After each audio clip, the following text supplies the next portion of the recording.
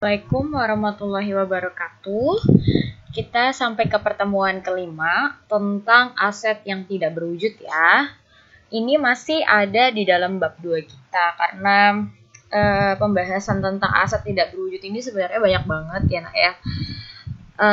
Kalau di slide ibu udah ngambil dari berbagai macam referensi gitu ya. Dari UI, dari LKS, dari website, dan macam-macam lainnya. Jadinya tuh emang untuk pembahasan tentang aset tidak berwujud ini cukup banyak. Cuman yang akan Ibu share di YouTube karena nggak mungkin 70 slide-nya itu semua Ibu share satu-satu gitu ya. Ibu kasih tahu satu-satu. Ibu akan kasih aja PPT-nya nanti di Google Classroom. Nah, untuk yang akan Ibu bahas hari ini terkait dengan aset tidak berwujud, nanti kita akan membahas mengenai definisi dari aset tidak berwujud itu sendiri ya. Nah, kalau di sini yang ada di dalam PPT yang sudah dibuat sama Ibu juga. Nah, secara umum si aktiva tidak berwujud ini atau tak berwujud adalah kekayaan perusahaan yang tidak memiliki bentuk fisik. Jadi nggak lihat gitu bentuk fisiknya. Kalau misalkan kendaraan kan kita bisa melihat ya, bisa dilihat, bisa dipegang gitu kan. Kalau misalkan aset atau aktiva tidak berwujud itu ya kita nggak bisa lihat bentuk fisiknya itu seperti apa.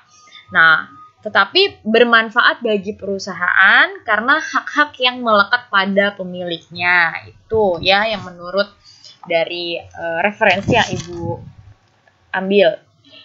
Kemudian, walaupun dia tidak memiliki wujud fisik ya, atau tidak diidentifikasikan adanya wujud fisik, aset ini dimiliki untuk digunakan dalam menghasilkan atau menyerahkan barang atau jasa. Ya, disewakan kepada pihak lain juga bisa atau untuk administratif.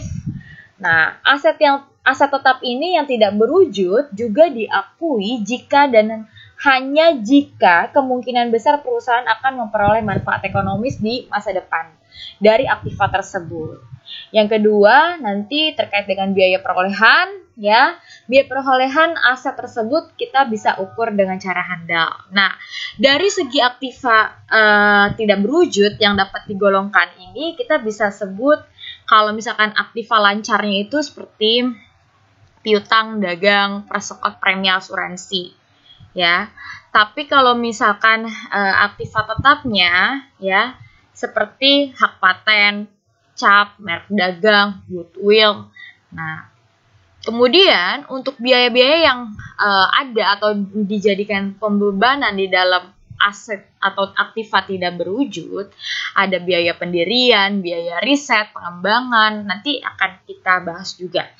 Hak guna usaha, hak sewa, jangka panjang ya. Nah, itu terkait dengan biaya-biaya yang mungkin nanti akan dikeluarkan. Nah, karakteristik yang ada di dalam aktiva tetap tak berwujud, yang pertama ada didapat atau dibeli dari pihak lain atau dikembangkan oleh perusahaannya sendiri. Ya, tergantung. Ada yang perusahaan mungkin atau perorangan gitu ya, mungkin membeli hak cipta ataupun hak dagang dari sebuah perusahaan lain. Ya, ada juga mungkin kita perlu yang namanya menciptakan sendiri merek dagang atau hak paten atau apapun itu. Nah, itu bisa dikembangkan dengan usaha sendiri. Kemudian yang kedua, memberikan hak-hak istimewa kepada perusahaan. Nah, yang ketiga memberikan manfaat atau digunakan dalam kegiatan normal perusahaan. Yang keempat, mempunyai masa kegunaan relatif permanen atau lebih dari satu periode akuntansi. Ini adalah karakteristik atau ciri-ciri dari aset yang tidak berwujud. Untuk selain dari ketiga atau keempat dari karakteristik tersebut gitu ya. Nah, ada juga karakteristik yang mendukung dari aset tidak berwujud ini. Contohnya, aset yang tidak berwujud ini biasanya diperoleh melalui pencairan ya, atau pengembangan, atau mungkin dibeli secara terpisah ya, atau menjadi satu dengan aset lainnya. Nah, dan juga si aset tidak berwujud ini digunakan dalam operasi perusahaan walaupun itu tidak secara langsung gitu. Kalau mungkin tadi dalam kegiatan normal perusahaan itu dimanfaatkan atau digunakan. Nah, karakteristik lainnya bisa juga dalam pengoperasian perusahaan ini tidak secara langsung aset tidak berwujud ini digunakan. Yang kemudian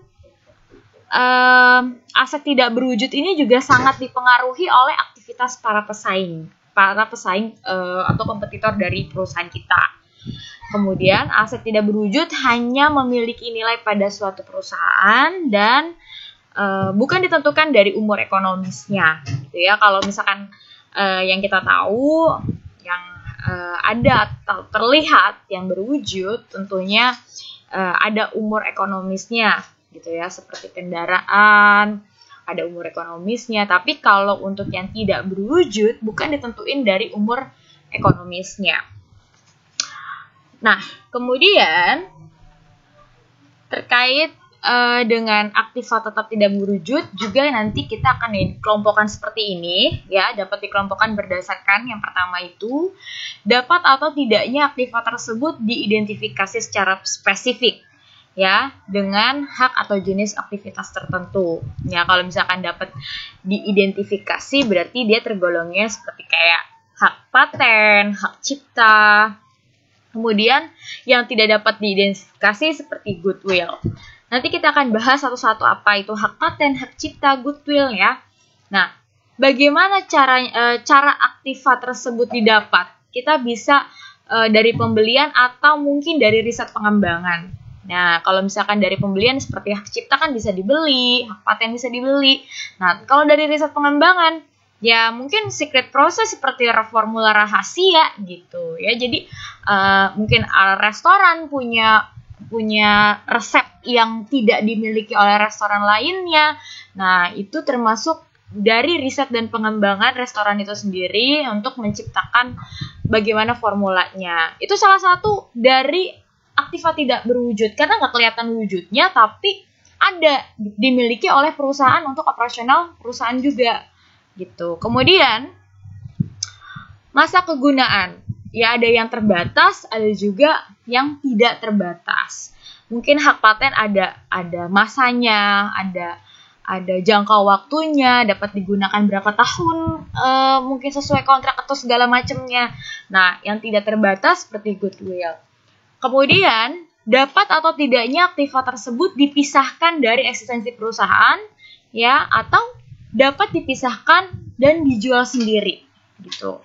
Bisa dapat dipisahkan atau dijual sendiri, mungkin juga tidak dapat dipisahkan. Nah, seperti hak cipta dan goodwill. Kita akan lihat di sini,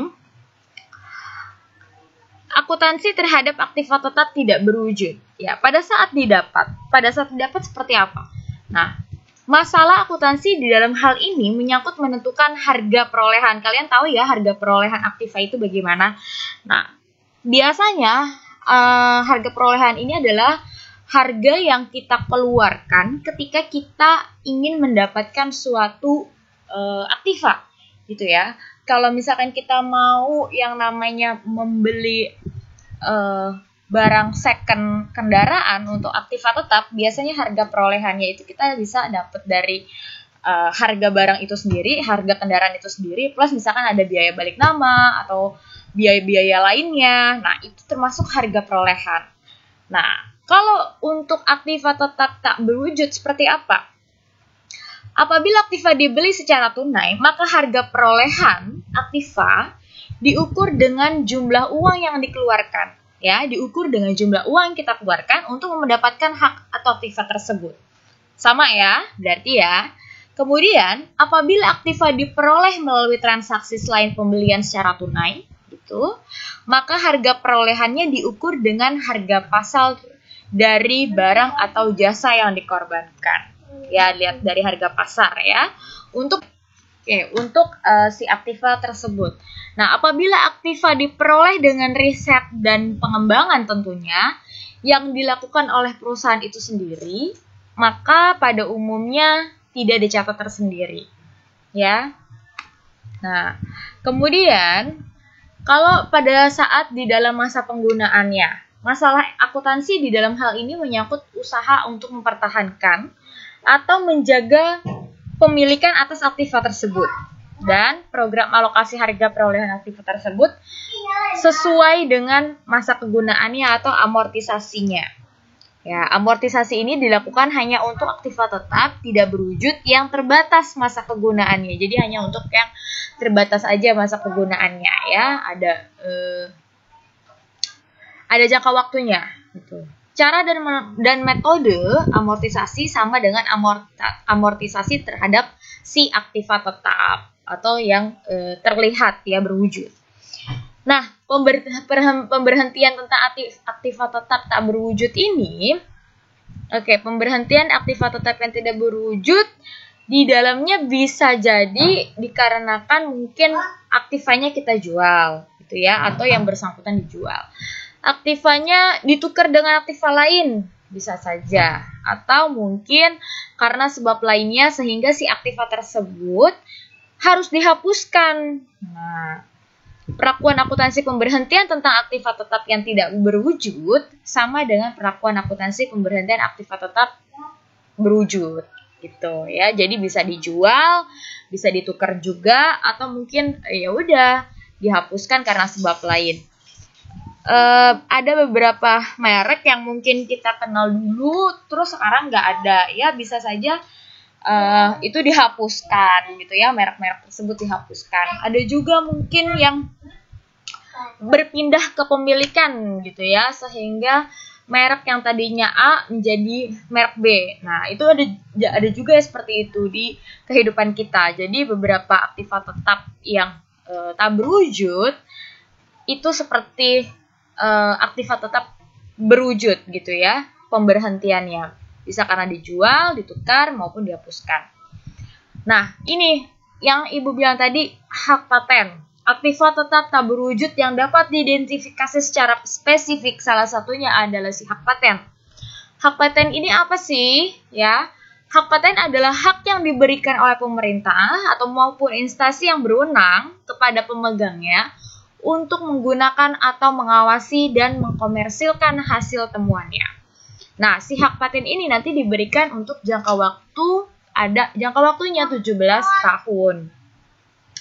Apabila si hak paten ini diperoleh dengan cara membeli, maka hak paten dicatat sebesar harga perolehannya. Jadi kita mengeluarkan harga perolehan untuk hak paten tersebut berapa, gitu ya. Nah, yaitu sebesar jumlah uang yang dibayarkan kepada pihak yang menjualnya atau seharga aktiva yang diserahkan dalam transaksi pertukaran. Apabila si hak paten diperoleh melalui riset dan penelitian sendiri oleh si perusahaan, maka harga perolehannya itu dilihat dari. Kemudian, apabila hak paten diperoleh dari riset dan penelitian yang dilakukan oleh perusahaan itu sendiri, maka harga perolehan hak paten terdiri dari semua biaya yang dikeluarkan untuk penelitian tersebut. Jadi sudah berapa biaya yang dikeluarkan untuk penelitian atau riset mengenai sesuatu hal yang akan menjadi hak patennya, tentu itu yang akan dijadikan harga perolehan, ya. Nah, biaya pendaftaran dan honor pengacara salah satunya. Kemudian hak paten harus diamortisasi selama masa kegunaannya dengan batas waktu yang paling maksimum itu adalah 17 tahun.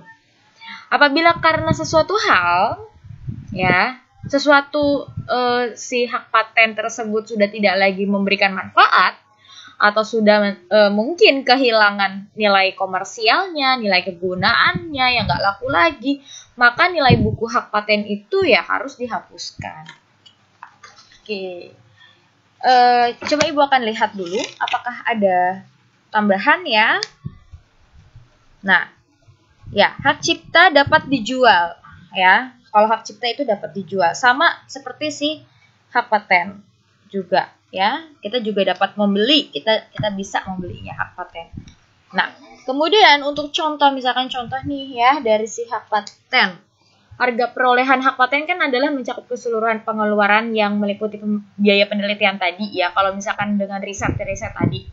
Nah, kemudian ini ada contoh ya tentang sebuah perusahaan Hakam Production ya, dia mengeluarkan biaya hukum sebesar 400.000 pada tanggal 1 Januari 2018 untuk mempertahankan paten.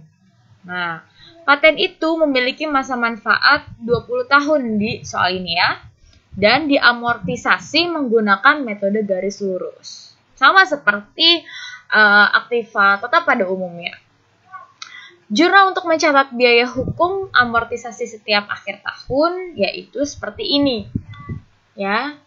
Kita bisa mencatatnya dengan jurnal hak paten pada kas. Jadi tetap nama daripada aktivanya itu apa ya, hak paten gitu kan. Terus biaya yang dikeluarkan ya kas saja keluar gitu kan. Kemudian itu pada saat kita tanggal 1 Januari pengeluaran biaya itu terjadi.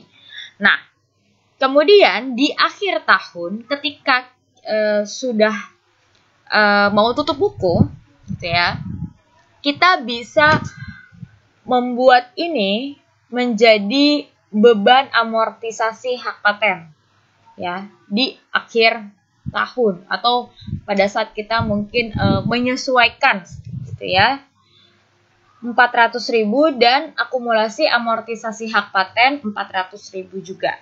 Nah, inilah jurnalnya. Kemudian untuk hak cipta.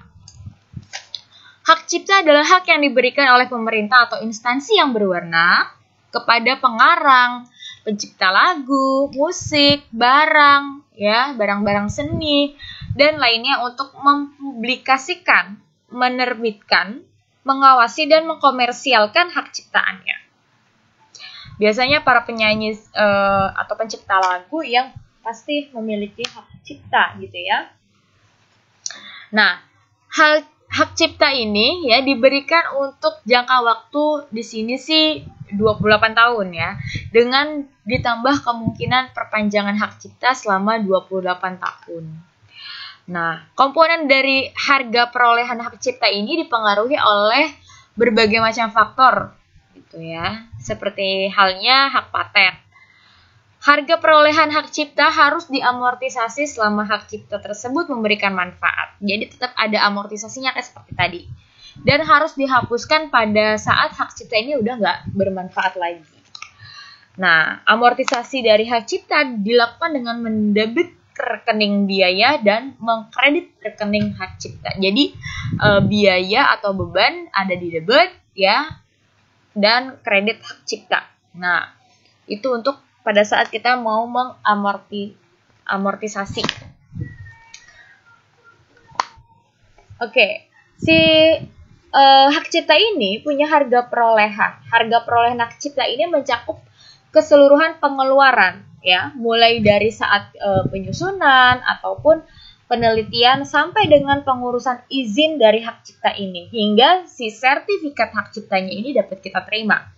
Nah, harga perolehan hak cipta ini juga nanti akan kita amortisasi ya sepanjang masa manfaatnya. Kalau misalkan masih dalam jangka waktu 20 tahun ini masih ada masa manfaatnya, mungkin lagunya masih dikenang, lagunya masih up to date, atau mungkin masih digunakan, tentunya ini akan terus bermanfaat dan ada amortisasi dari ini gitu. Untuk selanjutnya yaitu franchise. Ya, franchise ini seperti kayak hak untuk menggunakan fasilitas-fasilitas yang tertentu ya yang dimiliki oleh suatu pihak atau organisator kepada pihak lain sebagai pengguna fasilitasnya atau franchise. Atau kalau misalkan dari bahasa yang ada di PPT, franchise ini adalah hak monopoli yang diberikan gitu ya oleh instansi pemerintah untuk menggunakan fasilitas umum yang manfaatnya akan dinikmati oleh masyarakat. Ya, tidak hanya instansi pemerintah aja, ada beberapa banyak yang mungkin memiliki atau lembaga-lembaga lain gitu ya yang memiliki hak atas franchise. Nah, franchise bisa diberikan untuk waktu yang terbatas atau untuk waktu yang tidak terbatas, tergantung bagaimana perjanjian di dalam franchise tersebut. Nah, si franchise juga diberikan untuk waktu yang terbatas, berarti harus diamortisasi. Sama seperti hak paten yang tadi ya, selama jangka waktu tersebut. Oke. Untuk franchise, di sini franchise hanya berhak untuk menggunakan hak franchise-nya untuk kepentingan sesuai dengan perjanjian yang disepakati oleh si franchiser tentunya ya. Tidak mempunyai hak untuk menjual gitu ya atas hak tersebut, mengalihkan haknya gitu kepada pihak lain, itu juga nggak bisa. Nah, bagi franchiser ya atau suatu pihak yang memiliki hak-hak fasilitas tersebut, harga perolehan franchise itu adalah sebesar uang yang dikeluarkan untuk mengurus izin daripada hak franchise, hingga sertifikat franchise itu bisa kita terima. Kemudian, sedangkan harga perolehan si hak franchise-nya sebesar harga yang dibayarkan kepada franchiser. Nah, itu ya tentang harga perolehannya. Kemudian untuk hak yang merek dagang gitu ya, hak merek dagang atau cap dan merek dagang adalah suatu tanda yang dipakai untuk mengidentifikasikan suatu produk atau jasa yang dihasilkan oleh perusahaan tertentu. Apabila cap dan merek dagang diperoleh dengan cara membeli, maka harga perolehannya nanti diukur dengan jumlah uang yang dibayarkan, ya, ditambah dengan biaya registrasi dan biaya lainnya kalau ada dalam usaha untuk mendapatkan si cap dan merek dagang tersebut. Semua biaya-biaya yang dikeluarkan untuk mendapatkan cap dan merek dagang itu adalah harga perolehannya tentunya ya. Apabila cap dan merek dagang ini kita buat sendiri, misalkan oleh si perusahaan, maka harga perolehannya itu bisa didapat dari semua biaya yang dikeluarin sampai merek dagang tersebut bisa kita gunain di dalam operasional perusahaan. Oke, untuk hak merek dagang ada jurnal pencatatannya ya. Di sini hak perolehan harga merek dagang meliputi kan biaya-biaya perencanaan gambar, misalkan ya ada desain, nabiah sayembara, pembuatan lambang dan lain-lainnya. Terus sampai dengan pengurusan izin merek dagang. Nah, sampai juga dengan sertifikat merek dagang itu diterima. Pada saat kita memiliki hak merek dagang tersebut, ada amortisasi juga, sama seperti yang lain gitu ya, hak-hak paten yang lain, hak paten. Nah, kemudian pada saat kita terjadi gitu ya, pada saat pengeluaran mengenai biaya-biaya tersebut terjadi, kita bisa mengeluarkannya sebagai hak merek paten dan kas gitu ya, karena ada yang kas karena ada kas yang dikeluarkan. Kemudian pada saat sama seperti yang lainnya, pada saat kita di akhir tahun mau tutup buku, maka kita akan menyesuaikan sebagai beban amortisasi hak dagang dan akumulasi amortisasi hak dagang gitu ya. Jadi memang sama seperti aktiva tetap pada umumnya. Baik, untuk aktiva tetap tak berwujud yang tidak dapat diidentifikasi secara spesifik di sini, ya, itu goodwill. Ya, goodwill yang boleh dicatat hanyalah apabila perusahaan membeli kekayaan bersih dari perusahaan lain yang sudah berjalan dengan pembayaran di atas harga pasar dari seluruh aktiva yang secara spesifik dan dapat diidentifikasi dikurangi dengan seluruh utang-utangnya.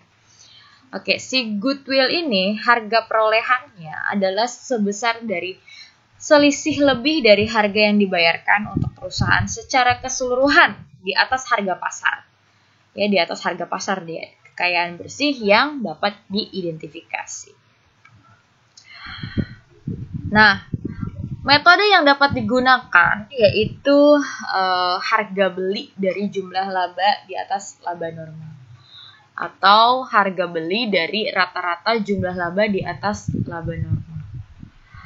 Nah, kemudian ada kapitalisasi laba rata-rata dengan tingkat laba normal yang diharapkan. Nah, bisa juga dari present value atau nilai tunai dari sebuah laba di atas laba normal, ya. Nah, ini terkait dengan amortisasi goodwill. Harga perolehan si goodwill ini yang umurnya terbatas harus diamortisasi dan dibebankan pada laporan laba rugi ya selama jangka waktu kegunaannya. Tetapi bila ternyata kemungkinan jangka waktu kegunaan yang diperkirakan kemudian berbeda dari jangka waktu yang sesungguhnya, maka kita perkenankan untuk mengadakan koreksi terhadap program amortisasinya. Ya, bisa dengan menggunakan metode garis lurus. Tapi akan tetapi metode lainnya, misalkan kalau mau menggunakan present value metode yang akan berakibat terhadap besarnya amortisasi, ya, semakin bertambah setiap tahun juga dapat diterapkan. Nah, NPV. Kemudian kalau yang ini untuk yang hak sewa atau leasehold. Hak sewa ini nanti sebenarnya ini masuk juga ke dalam aset yang tidak berwujud dalam bentuk berbagai hak ya. Nah, salah satunya juga ada si tambahannya temannya si hak dagang tadi dan si franchise. Ini ada hak sewa. Kalau hak sewa sendiri atau leasehold ini hak yang menggunakan aset tetap tertentu yang diatur dalam perjanjian sewa menyewa. Nah, perlakuan dari akuntansi terhadap pengeluaran untuk mendapatkan hak sewa ini tergantung bagaimana cara pembayarannya sewa dilakukan. Ya, ada dua caranya. Yang pertama ada kita membayar sewa di setiap periode. Ya, jadi pembayaran sewa ini diperlakukan sebagai beban tentunya ya, beban operasional untuk periode dibayarkan sewanya. Nah, kemudian ada juga yang sewa dibayar untuk beberapa periode. Nah, bila sewa yang dibayarkan itu untuk beberapa periode ke depannya nanti ya, yang relatif pendek, maka sewa dibayar di muka tentunya kan. Nah, sewa dibayar di muka tersebut diklasifikasikan sebagai aset lancar dicatat dalam perkiraan atau akun sewa dibayar di muka. Sedangkan untuk yang sewa dibayar di muka untuk beberapa periode yang relatif panjang, nanti sewa dibayar di mukanya diklasifikasikan sebagai aset yang tidak berwujud ya dalam perkiraan hak sewa.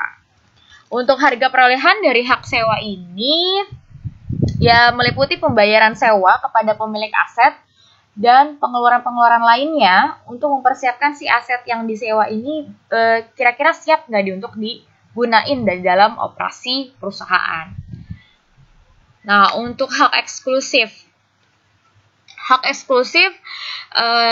yaitu hak khusus ya yang diberikan oleh negara untuk mengelola fasilitas publik atau sumber daya alam yang dimiliki negara. Nah, mungkin seperti misalkan ada Ancol, ya kan, itu kan sebenarnya wilayah itu adalah misalkan milik negara, pantai itu milik negara, ya. Terus mungkin ada hak eksklusif yang dimiliki oleh pengembang atau developernya, ya, untuk memberikan suatu fasilitas rekreasi, di mana mereka memberikan fasilitas rekreasi yang dapat digunakan oleh seluruh masyarakat, gitu. Ya, walaupun untuk masuknya juga berbayar, gitu ya.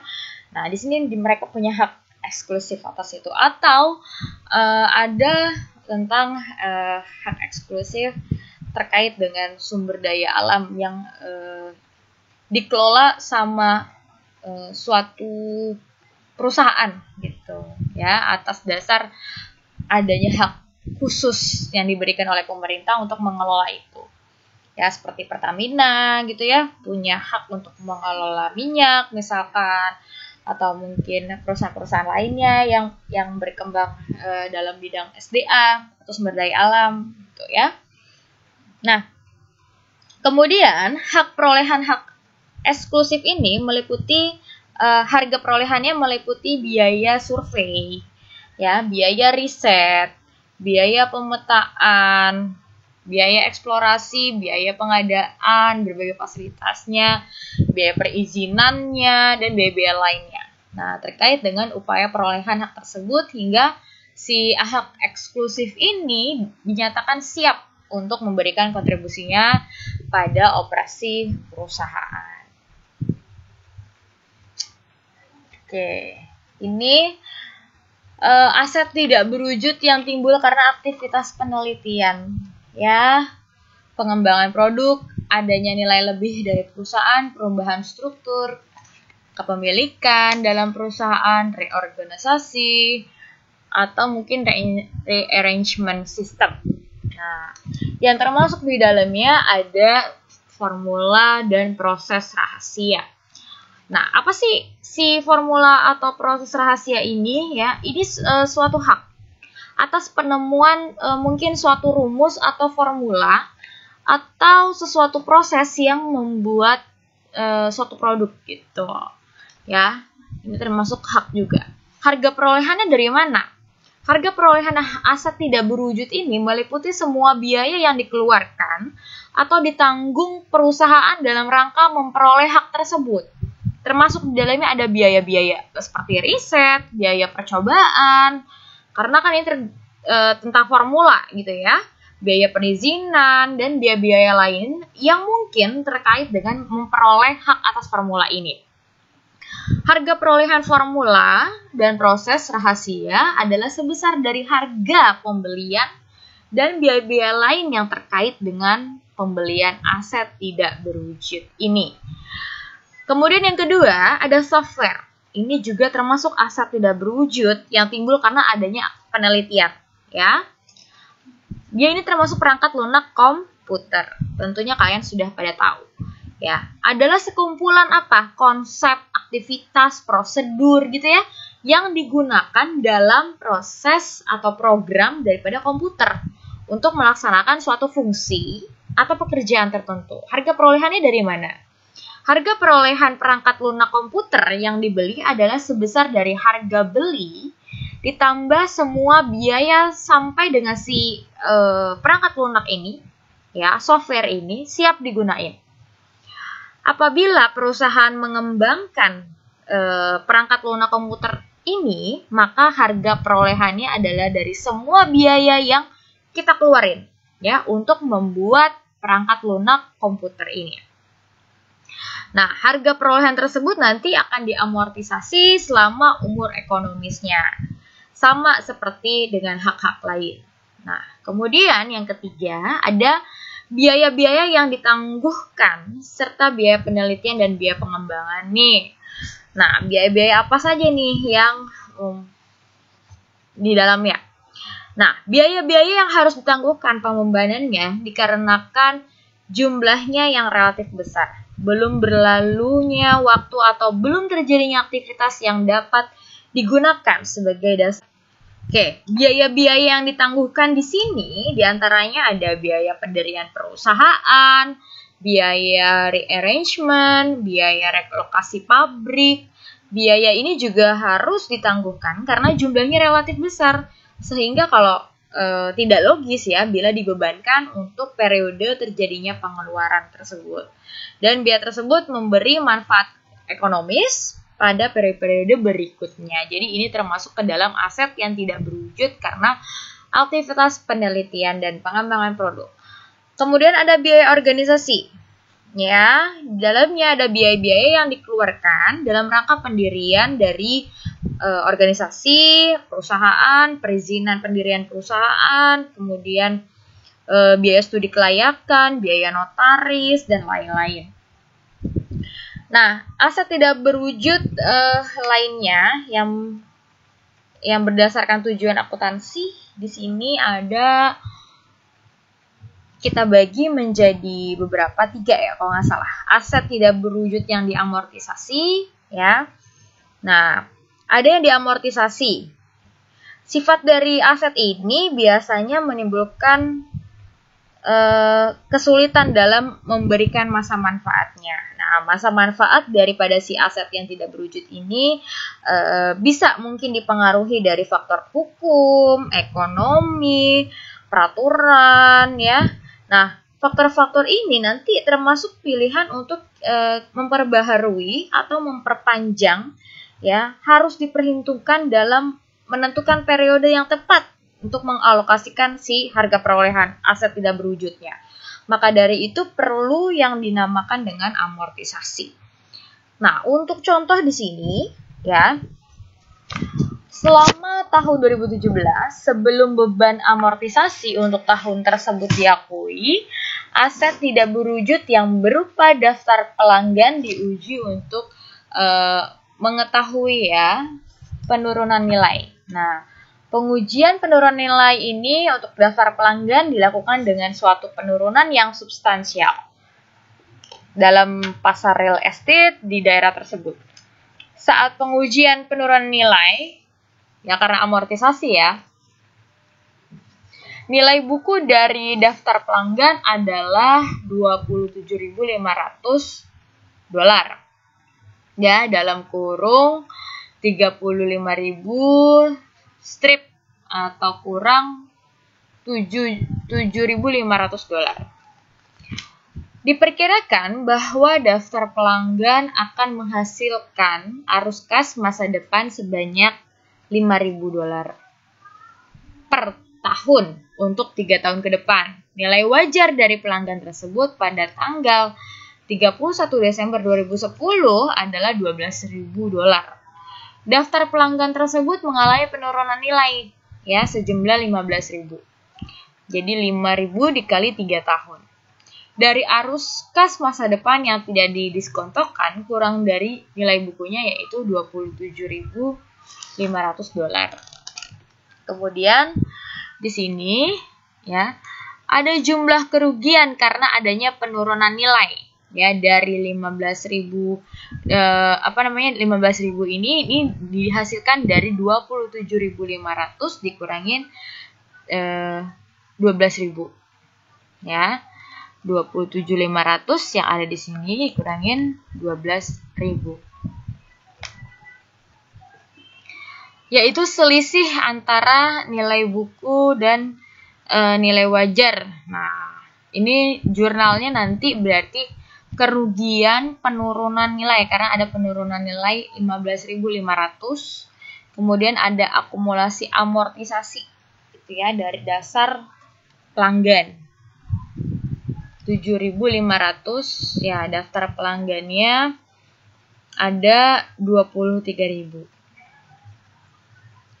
Nilai wajar 12.000 adalah basis baru, ya, itu basis baru untuk aset yang tidak berwujud, ya. Tidak ada ayat jurnal yang dibuat untuk mengakui suatu perbaikan pada nilai aset yang terjadi berikutnya. Nah, ada amortisasi pada tahun-tahun berikutnya nanti akan didasarkan pada nilai buku yang baru, yaitu 12.000. Dan perkiraan masa manfaat yang tersisa yaitu 3 tahun. Jadi ada masa manfaat yang tersisa adalah 3 tahun. Dalam catatan atas laporan keuangan tahun 2017, si Beta Company wajib mengungkapkan jumlah beban amortisasi yang diharapkan untuk diakui pada semua aset tidak berwujudnya setiap tahun selama 5 tahun ke depan. Nah, ini adalah salah satu contoh dari aset tidak berwujud yang mungkin diamortisasi. Ada juga aset tidak berwujud yang tidak diamortisasi. Ya, salah satu contohnya misalkan lisensi penyiaran. Kayak gini, ya, lisensi penyiaran ini memiliki periode pembaharuan nantinya selama 10 tahun. Pembaharuan akan otomatis jika pemegang lisensi dari penyiaran mempertahankan suatu tingkat pelayanan publik tertentu yang dapat diterima. Nah, ini tentang lisensi penyiaran, ya, hak atas penyiaran. Nah, Contohnya, Gamma Company memiliki suatu lisensi penyiaran yang tidak memiliki batas akhir. Jadi nggak ada batas akhir masa manfaatnya yang dapat kita ketahui. Lisensi penyiaran ini dicatat pada harga perolehan awalnya $60.000. Di masa lalu, lisensi penyiaran ini diperkirakan akan menghasilkan arus kas $7.000 per tahun. Nah, data Gamma Company menyatakan walaupun masa manfaat dari lisensi tersebut tidak pasti, arus kas masa depan yang mungkin akan turun menjadi $2.000 per tahun, yang kemungkinan ada penurunan dari 7.000 ke 2.000 ya per tahun dengan kemungkinan 70%, atau menjadi 4.000 gitu ya per tahun dengan kemungkinan 30%. Tingkat bunga resiko yang digunakan dalam perhitungan nilai sekarang dengan pembobotan 5%. Nah, bagaimana perkiraan dari nilai wajarnya ya? Skenario yang pertama, ketika arus kas masa depan itu ternyata kurangnya jadi 2.000 per tahun, ini menggunakan perhitungan present value ya. Arus kas tahunannya yang tidak pasti yaitu 40.000. Kemungkinannya 70%. Gitu ya, kemungkinannya 70% berkurangnya. Kemudian nilai sekarang dengan pembobotan kemungkinan jadinya 28. Kemudian untuk yang 4.000 per tahun, kalau misalkan yang terjadi adalah yang $4.000 per tahun, yang tadinya diperkirakan dapat dari situ tuh 7.000 jadi 4.000 ya. Dengan perhitungan present value ini, arus kas tahunan yang nggak pastinya jadi 8.000 ya. Kemudian kemungkinannya ada 30%-nya. Nah, nilai pembobotannya jadi 42 gitu. Nah, perkiraan nilai wajar dari lisensi penyiaran kurang dari nilai bukunya. Nilai bukunya itu kan 52.000 katanya di sini ya. Kurang 52.000 kurang dari 60.000. Nilai aset tidak berwujudnya ini menjadi berkurang. Kerugian penurunan nilai ini nanti diakui jurnalnya ya sebagai kerugian penurunan nilai. 8.000 ya, kemudian lisensi penyiaran juga 8.000. Dari 60.000 dikurangin 52.000. Ya, kalau misalkan terjadi penurunan nilai seperti ini dan tidak diamortisasi. Caranya perkiraan nilainya seperti apa? Yaitu seperti ini. Kemudian ada hak merek dagang. Ya, hak merek dagang di sini, suatu hak merek dagang diberikan untuk waktu yang terbatas, namun jika hak yang merek dagang ini diperbaharui hampir setiap saat, jika faktor-faktor ekonomis menyatakan merek dagang akan terus memiliki nilai di masa depan, maka masa manfaatnya nggak pasti. Ya, jadi salah satu atau yang termasuk ke dalam aset tidak berwujud yang tidak diamortisasi kalau masa manfaatnya nggak pasti. Kalau pasti ya berarti seperti tadi ada amortisasinya ya. Menurut statement nomor 142 ya, goodwill ini tidak diamortisasi.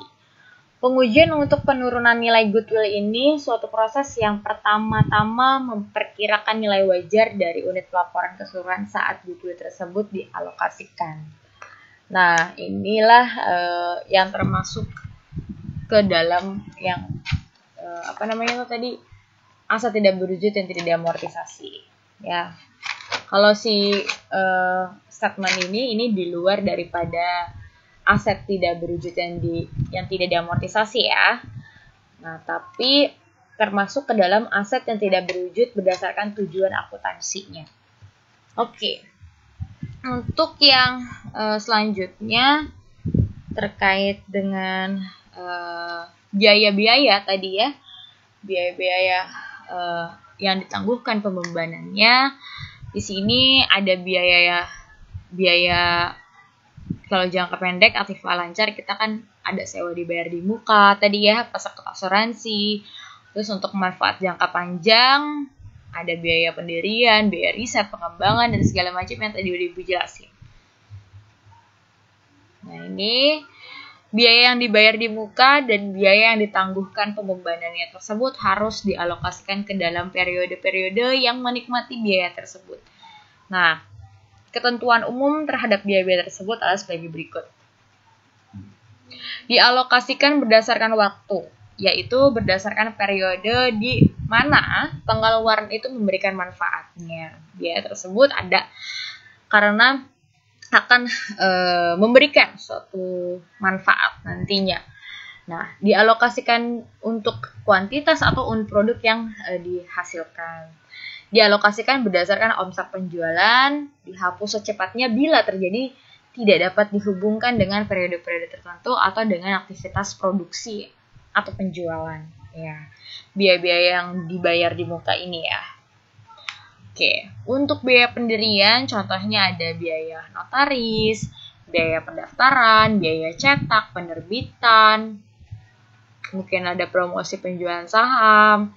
Nah, biaya-biaya tersebut harus diperlakukan sebagai biaya yang ditangguhkan pembebanannya pada saat pengeluaran itu terjadi dan dialokasikan sepanjang kelangsungan hidup perusahaan.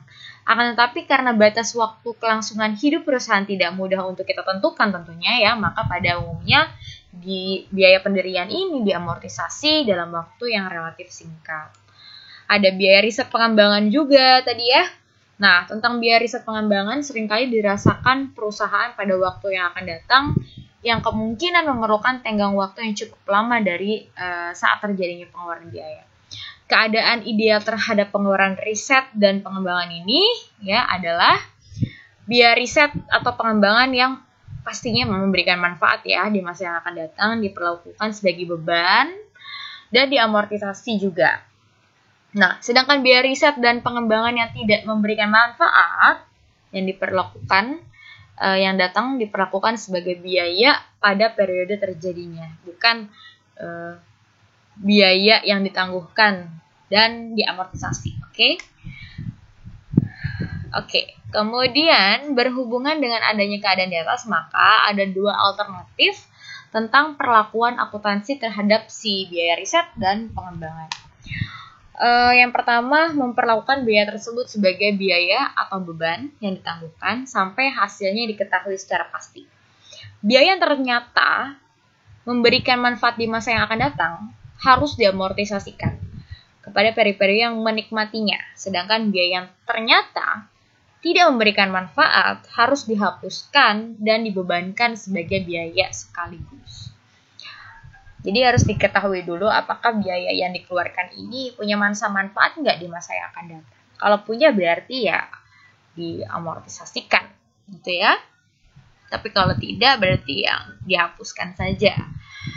Kemudian yang kedua, memperlakukan biaya tersebut sebagai biaya dalam periode terjadinya. Apabila perlakuan ini dipilih, biasanya didasarkan atas alasan bahwa kegiatan riset dan pengembangan merupakan kegiatan yang harus dan secara rutin dilakukan.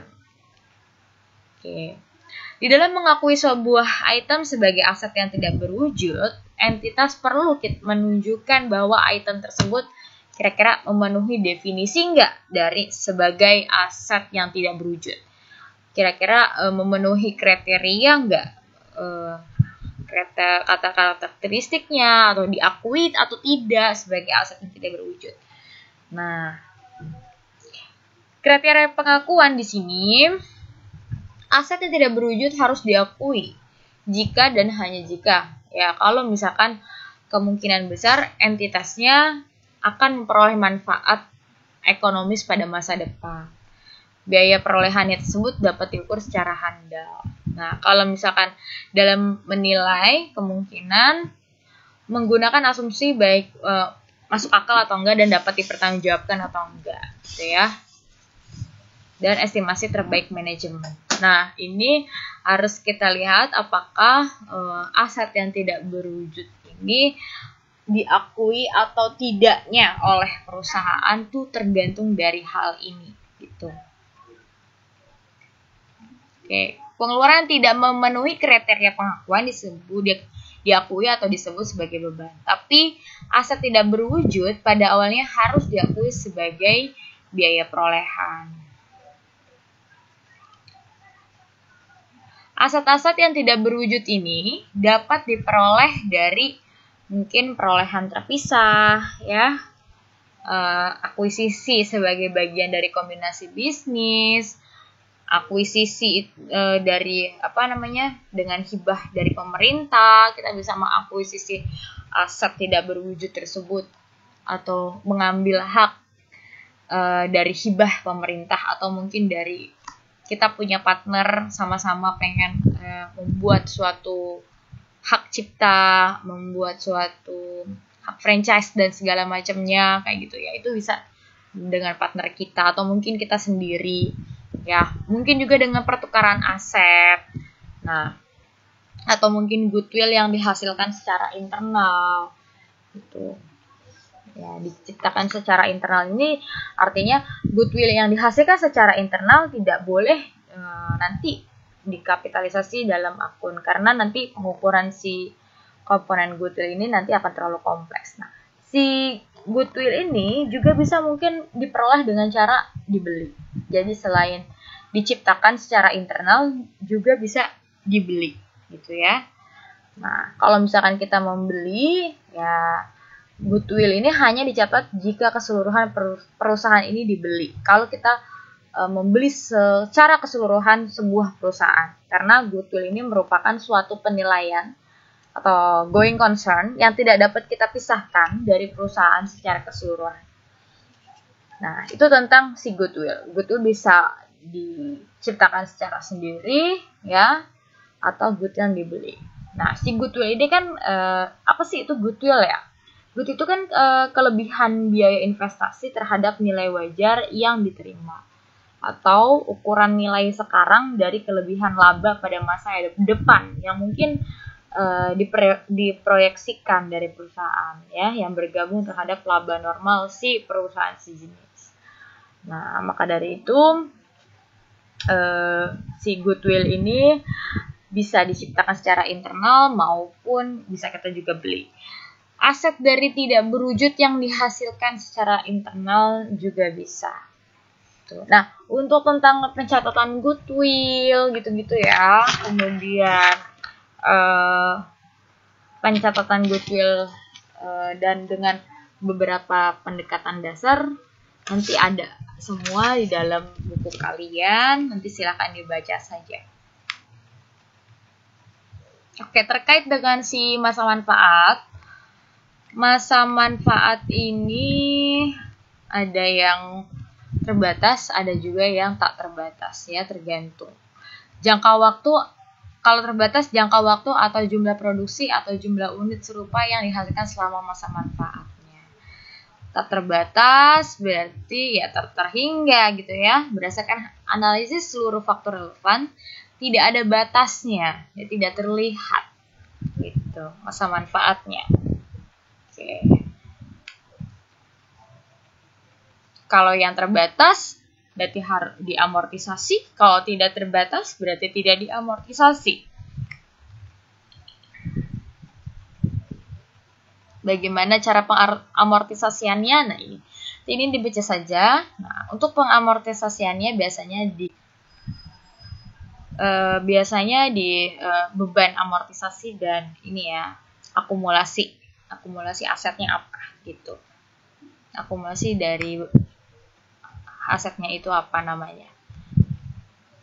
Oke, ini nilai residu atau nilai sisa direview setiap akhir periode. Masa manfaatnya tidak terbatas. Kalau masa manfaat yang tak terbatas, ya kita tidak amortisasi gitu ya.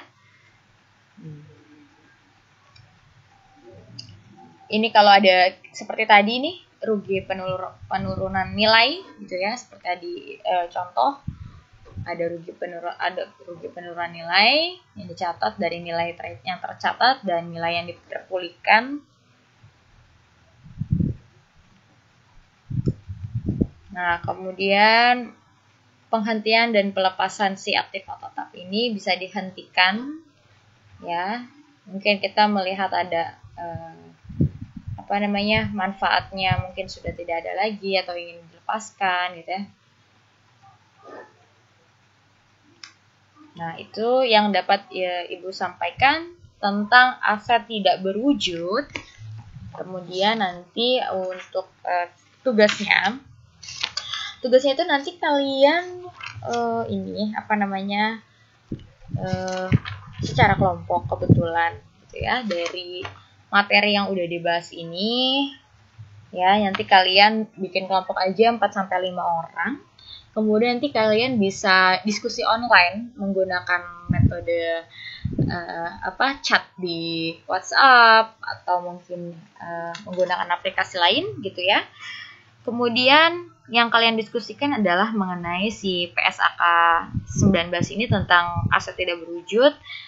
Nah, catat poin-poin yang penting dari si PSAK ini gitu ya. Kemudian hasil diskusinya nanti kalian bisa taruh di Google Classroom. Udah Ibu siapkan tempatnya untuk kalian kirim di Google Classroom tugas pertemuan kelima dalam bentuk Word tentunya. Tuh hasil diskusinya nanti langsung dikirim di hari ini gitu ya, hari yang sama akan Ibu lihat dan Ibu tunggu. Mungkin itu saja yang dapat Ibu sampaikan. Kurang lebihnya mohon maaf. Wassalamualaikum warahmatullahi wabarakatuh.